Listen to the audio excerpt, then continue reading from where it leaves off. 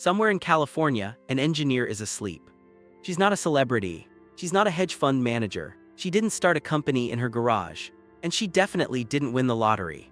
A decade ago, she took a job at a rocket company. When they offered her stock options alongside her paycheck, she signed the paperwork, filed it away, and went back to work. For years, life looked completely ordinary. Commutes, grocery runs, student loans, weekend plans. But while she was living her life, something else was happening quietly in the background. Those forgotten pieces of paper were becoming worth more money than most people will earn in a lifetime. And here's the part that's going to mess with your head a little. She's not alone. There are thousands of people exactly like her. Engineers, technicians, managers, people building rockets, fixing equipment, answering emails, and sitting in meetings. Ordinary people who quietly became extraordinarily wealthy. So how did it happen? And more importantly, what can the rest of us actually learn from it? Because this story isn't really about rockets. It's about how wealth gets built, and why most people never stick around long enough to experience it. To understand this story, we have to rewind. Back to 2008. The company had already suffered multiple failed launches. Money was running out. Confidence was evaporating. One more major failure could have ended everything. Imagine working there. Your friends think you're crazy. Your family wonders if you should find a more stable job. Every headline questions whether the company will survive. And yet, many employees stayed.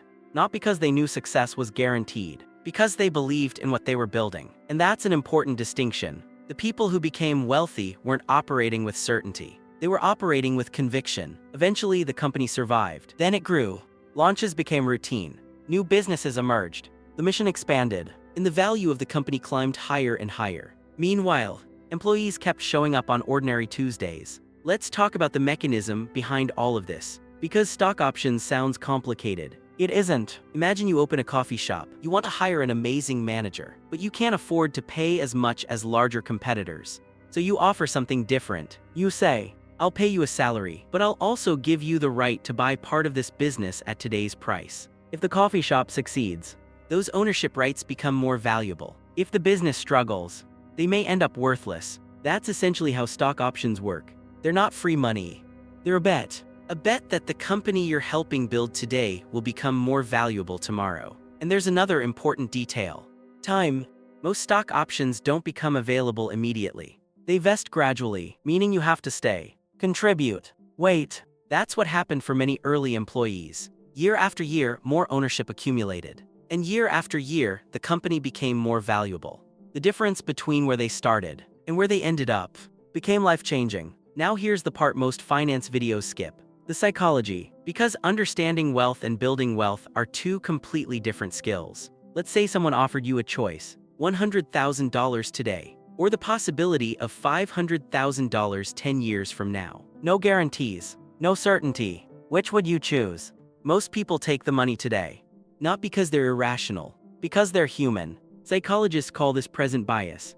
Our brains naturally prioritize immediate rewards over future ones. It's why saving money feels difficult. It's why dieting feels difficult. It's why long-term investing feels uncomfortable. The future always feels less real than the present. The employees who benefited most weren't necessarily smarter. They simply tolerated uncertainty longer. That's incredibly difficult, especially when life happens. Unexpected bills, family responsibilities, fear, stress. Selling early isn't always wrong. Sometimes it's necessary. But patience often captures rewards that impatience never gets to experience. This brings us to the obvious question. Could you do something similar? The honest answer, maybe. Not necessarily through rocket companies, but through principles. Many startups offer equity compensation. Employees sometimes accept slightly lower salaries in exchange for ownership opportunities. Of course, most startups fail. That's reality.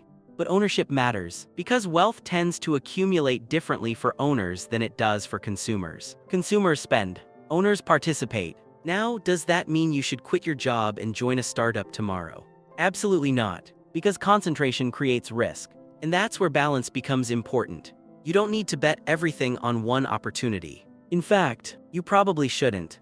Let's talk about one of the most expensive emotions in investing: fear of missing out.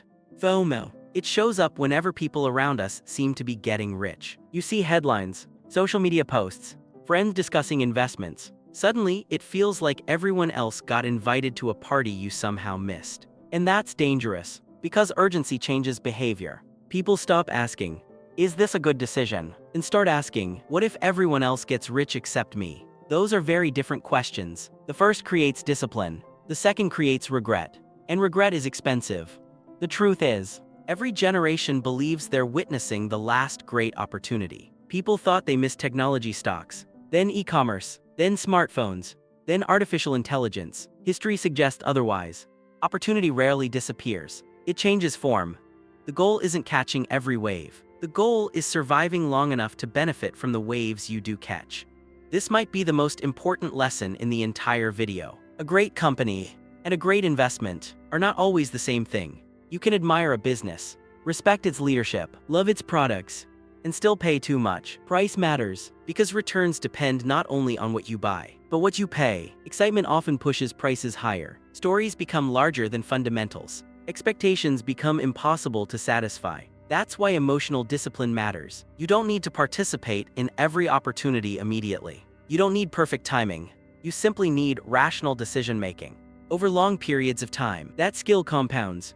Movies portray wealth as dramatic. Luxury cars, private jets, champagne celebrations. Real wealth often looks very different. It looks like ordinary people making boring decisions consistently. Saving, investing, holding, avoiding catastrophic mistakes. It looks like engineers showing up to work, teachers contributing to retirement accounts, small business owners reinvesting profits. The biggest fortunes aren't always built through spectacular moments. Many are built quietly, over years, through discipline that nobody applauds while it's happening. That's what makes this story powerful. Not the rockets, not the headlines.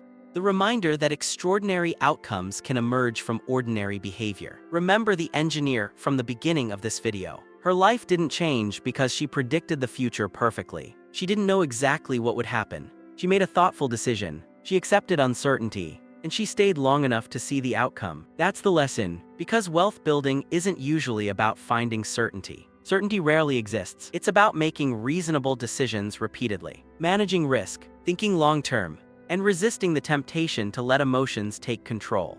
The people who build lasting wealth aren't always the smartest people in the room. Often, they're simply the people who remain patient while everyone else gets distracted. The story of employees quietly becoming millionaires isn't really a story about one company. It's a story about ownership, patience, and the uncomfortable reality that the biggest rewards often require waiting longer than most people are willing to wait. You don't need to chase every headline. You don't need to become obsessed with predicting the future, but you do need a framework, a way of thinking that helps you stay rational when everyone around you becomes emotional. Because opportunities will continue to appear. New companies will emerge. New technologies will reshape industries. New stories will dominate the news cycle.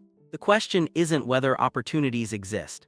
The question is whether you'll be prepared when they arrive. Will you react emotionally? Or think clearly? Will you chase excitement?